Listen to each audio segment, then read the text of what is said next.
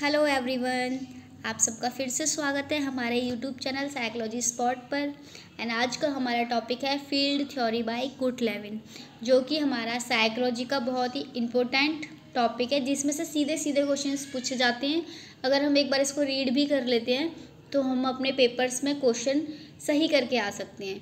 ये 2019 में first time इसमें से एचटेट के अंदर एक क्वेश्चन आया था, जो काफ़ी बच्चों का गलत हुआ था क्योंकि उन्होंने कुर्ट लेविन का नाम ही फर्स्ट टाइम सुना था। तो ऐसी कई थ्योरीज है जो बहुत इजी हैं, जिनको हम एक बार पढ़ के सीधे क्वेश्चंस को सही कर सकते हैं, लेकिन हम उनको पढ़ते नहीं हैं। तो चलिए स्टार्ट करते हैं हमारी थ्योरी, फील्ड थ्योरी, क्षेत्र अधिगम का सिद्धांत। जो ये सिद्धांत है हमें 1917 में कुर्ट लेविन ने दिया था, जो एक जर्मन के रहने वाले थे और ये गेस्टाल्टवाद का समर्थन करते थे, यानी ये एक गेस्टाल्टवाद थे। हर कोई जो साइकोलॉजिस्ट है या जो मनोवैज्ञानिक है वो कहीं ना कहीं से बिलोंग करता है। तो ये हमारे कहाँ से बिलोंग करते थे? गेस्टाल्टवाद से। आपके क्वेश्चन में ये भी पूछा जा सकता है कि कुर्ट लेविन कौन थे, तो वो एक गेस्टाल्टवादी थे। इन्होंने अपने अधिगम में 3 पदों को परिभाषित किया था, यानी जो मेन 3 वर्ड्स बताए थे, अभिप्रेरणा, समग्रता, अनुभूति। ये इतना इम्पोर्टेंट नहीं है, आपको बस एक बार रीड आउट करना है। कुर्ट लेविन ने जो संज्ञानात्मक वर्ड है, सिद्धांत है, वो इन्हीं के अंदर आता है। इनकी जो थ्योरी है क्षेत्र अधिगम, उसी थ्योरी के अंदर संज्ञानात्मक वर्ड आता है। और इन्होंने संज्ञानात्मक को ही क्या बोला है? फील्ड बोला है। यानी जो हमारी समझ है, जो सारा बच्चा करता है, उसी को उन्होंने क्या बोला है? फील्ड बोला है। और जो क्षेत्र मनोवैज्ञानिक शब्द है वो कुर्ट लेविन ने दिया था। इवन इन्होंने इस पर ही पीएचडी की थी और उसके बाद इन्होंने ये अपनी थ्योरी दी थी।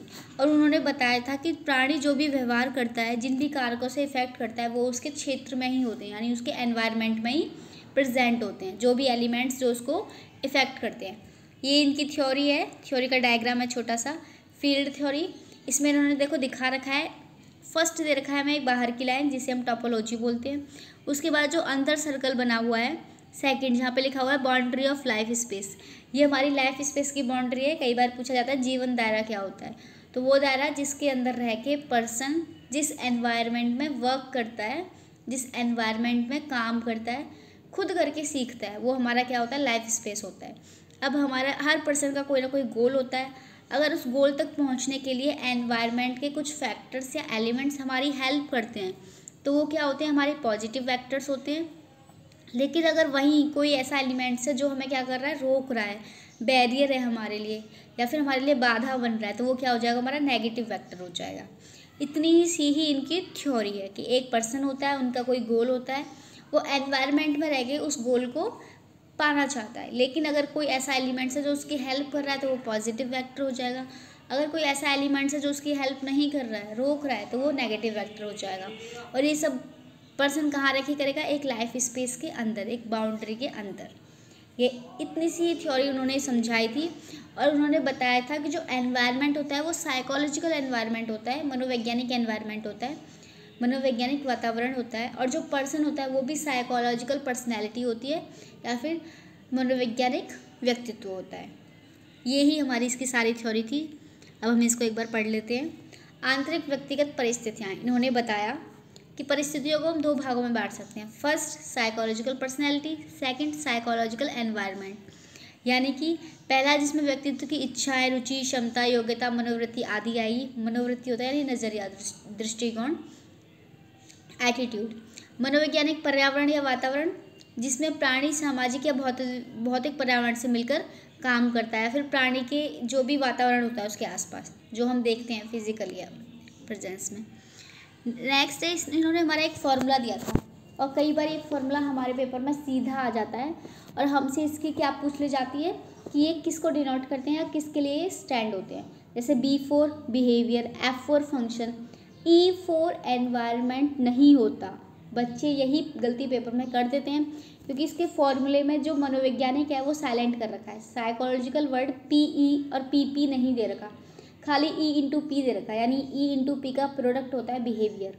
लेकिन अगर E/P लिखा हो और आपसे इसका पूछा जाए कि किसको स्टैंड करते हैं, तो वहाँ पे लिखा आएगा psychological environment multiply psychological personality. ये आप जरूर याद रखना, बहुत बहुत इंपॉर्टेंट है। नेक्स्ट है हमारा, इन्होंने हमें 2 प्रकार के बल दिए थे, यानी वेक्टर दिए थे, जो कि मैं आपको अभी बता चुकी हूँ। एक होता है पॉजिटिव वेक्टर, एक होता है नेगेटिव वेक्टर, यानी आकर्षण बल और विकर्षण बल। जो हमें गोल की तरफ लेके जाएगा वो हमारा पॉजिटिव होगा, और जो हमें वहाँ तक नहीं लेके जाएगा वो हमारा कैसा होगा, नेगेटिव होगा।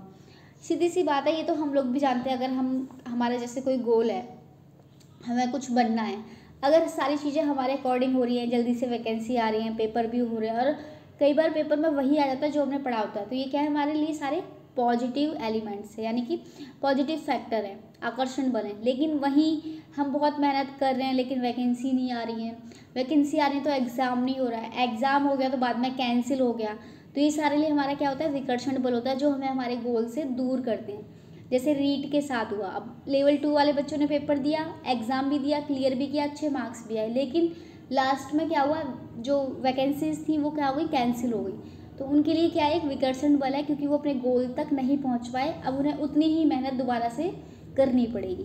तो यही हमारे दो तरह के बल होते हैं, आकर्षण बल और विकर्षण बल। नेक्स्ट है हमारा लाइफ स्पेस, जो हमने देखा था। लाइफ स्पेस के अंदर एक व्यक्ति एनवायरनमेंट के अंदर अपना काम करता है, इसी को हम लाइफ स्पेस बोलते हैं। यह वह स्थिति या समय है जब कोई प्राणी चेतना अवस्था में, यानी अपनी होशो हवास में किसी घटना का प्रत्यक्षीकरण कर रहा है, यानी खुद उस काम को कर रहा है, या खुद अपनी आंखों से देख रहा है, उसके सामने हर चीज़ हो रही है।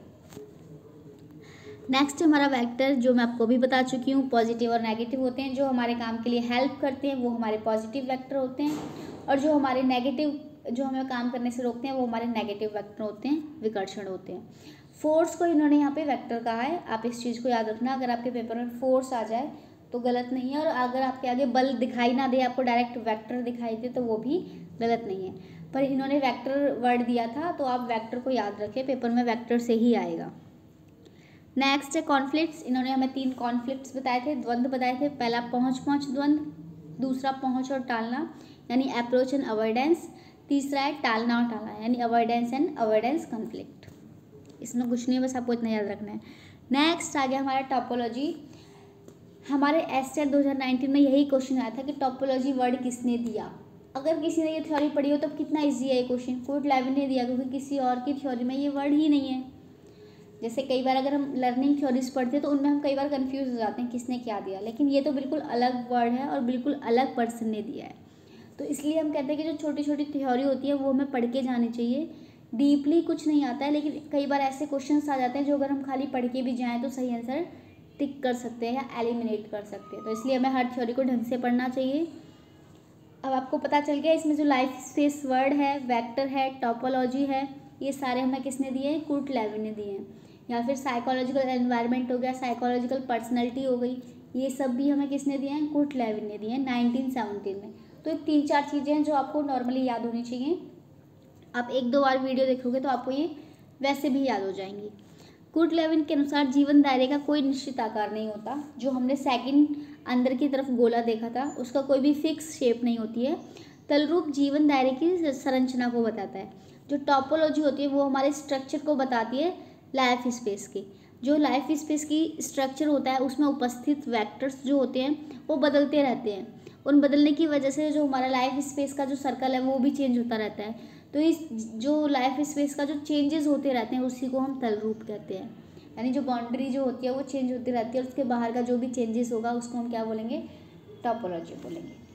ये थी हमारी आज की थ्योरी, और इस थ्योरी को हम किस अलग अलग नाम से जानते हैं वो भी देख लेते हैं। इसलिए हम कहते हैं कि हमें हर थ्योरी को क्या करना चाहिए, इंग्लिश में एक बार ज़रूर पता होना चाहिए, क्योंकि हिंदी में कई सारे नाम होते हैं। अब आपको अगर आपके आगे फील्ड थ्योरी आए तो आप जल्दी से कर दोगे, या फिर आपके आगे क्षेत्र अधिगम सिद्धांत आएगा तो आप बहुत जल्दी टिक कर दोगे कुर्ट लेविन। लेकिन अगर वहीं पे आपके आगे आ गया सदिश का सिद्धांत, या फिर व्यवहार गति का सिद्धांत, समूह गतिशीलता का सिद्धांत, तो वहाँ पे बच्चा क्या होता है, कंफ्यूज हो जाता है। तो इसलिए ये इसके नाम है जो हमें पता होने चाहिए। लक्ष्य का सिद्धांत यानी गोल को प्राप्त करने के लिए, अधिगम का तल रूप यानी टोपोलॉजी, आप ऐसे करके पहचान सकते हो।